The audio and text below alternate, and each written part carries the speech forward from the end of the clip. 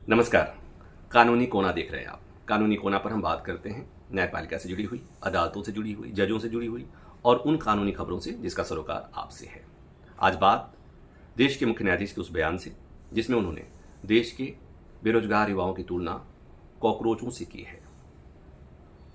एक सुनवाई के दौरान देश के मुख्य न्यायाधीश जस्टिस सूर्यकांत ने कहा कि कुछ बेरोजगार कॉकरोच जैसे हैं जो सिस्टम पर हमला कर रहे हैं।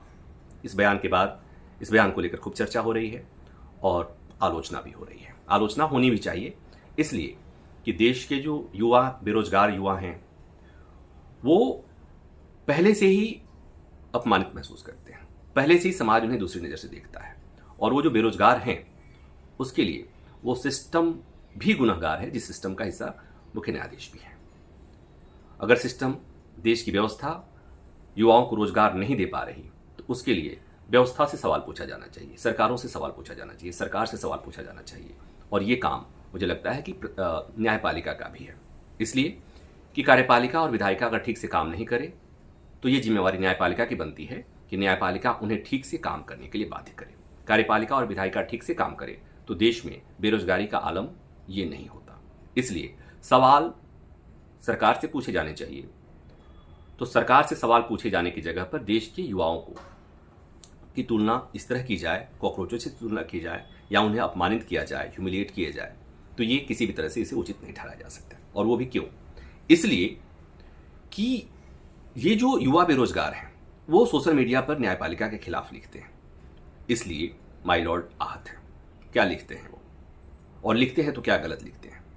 अगर देश में न्यायपालिका अपना काम ठीक से नहीं करेगी तो क्या उसके खिलाफ बोला नहीं जा सकता, लिखा नहीं जा सकता?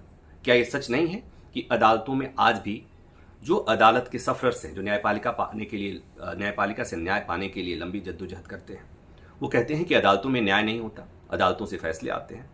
क्या ये सच नहीं है कि अदालतों में जरूरी मामलों की सुनवाई समय से नहीं होती, गैर जरूरी मामलों की सुनवाई प्राथमिकता से होती है?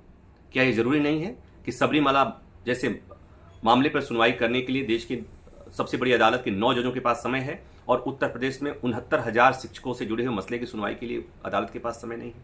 अगर इस पर कोई युवा, फ्रस्ट्रेट युवा जो इस व्यवस्था से आहत है, अगर उसने कुछ सोशल मीडिया पर लिख दिया तो इसके लिए आप उसे कॉकरोच से तुलना करेंगे? मतलब आपको किसी भी कीमत पर न्यायपालिका के बारे में कुछ भी लिखना बोलना पसंद नहीं है, केवल तारीफ की जाए। सुप्रीम कोर्ट के ही जज ने बात कही थी कि न्यायपालिका अपने कर्तव्यों का निर्वहन करने से में कहीं ना कहीं चूक गई है। तो ये क्या सच नहीं है? तो अगर यही आवाज, यही बात न्यायपालिका के भीतर से आती है तो आपको कोई गुरेज नहीं, कोई दिक्कत नहीं, कोई आपत्ति नहीं। लेकिन देश का युवा बेरोजगार अगर फ्रस्ट्रेट है, अगर ऐसा उसने कुछ लिख दिया तो आपने कह दिया कि वो सिस्टम पर हमला कर रहे हैं, वो पैरासाइट हैं। मुझे लगता है कि इस बयान की जरूरत नहीं थी, क्योंकि आप ऐसे पद पर हैं जहां पर बैठे हुए व्यक्ति के प्रत्येक शब्द के मायने होते हैं। देश के सुप्रीम कोर्ट को संविधान का संरक्षक कहा जाता है, गार्जियन ऑफ द कॉन्स्टिट्यूशन कहा जाता है, even guardian of the democracy कहा जाता है। और उसी संविधान में लोगों के मौलिक अधिकार दिए हुए हैं। मौलिक अधिकारों की रक्षा की जिम्मेवारी सुप्रीम कोर्ट की है, देश की सबसे बड़ी अदालत की है। और उसी मौलिक अधिकार में गरिमा के साथ जीने का अधिकार भी दिया हुआ है और देश के नागरिकों को गरिमा के साथ जीने का अधिकार मिले, इसकी व्यवस्था सरकारों को करनी है। और सरकार अगर नहीं करती है तो अदालत को सुनिश्चित कराना है, क्योंकि वो गार्जियन है। तो गरिमा युक्त जीवन जीने के जिसके लिए अदालत को सक्रिय भूमिका निभाई जानी चाहिए, सरकार से सवाल पूछा जाना चाहिए। वहीं अगर देश के युवाओं पर इस तरह की टिप्पणी की जाती है तो युवाओं के मनोबल पर असर पड़ता है।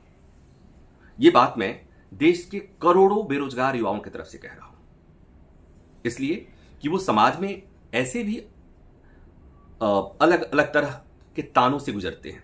उनका परिवार उन्हें ताने देता है, उनका समाज उन्हें ताना देता है। अब देश की सबसे बड़ी अदालत से आप इस तरह का संबोधन अगर देंगे माय लॉर्ड, तो मुझे लगता है कि युवाओं के मनोबल पर असर पड़ेगा। इस बयान की जरूरत नहीं थी, बस इतनी सी बात कहनी थी।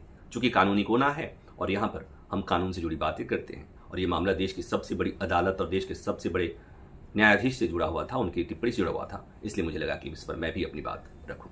फिलहाल के लिए इतना ही। धन्यवाद।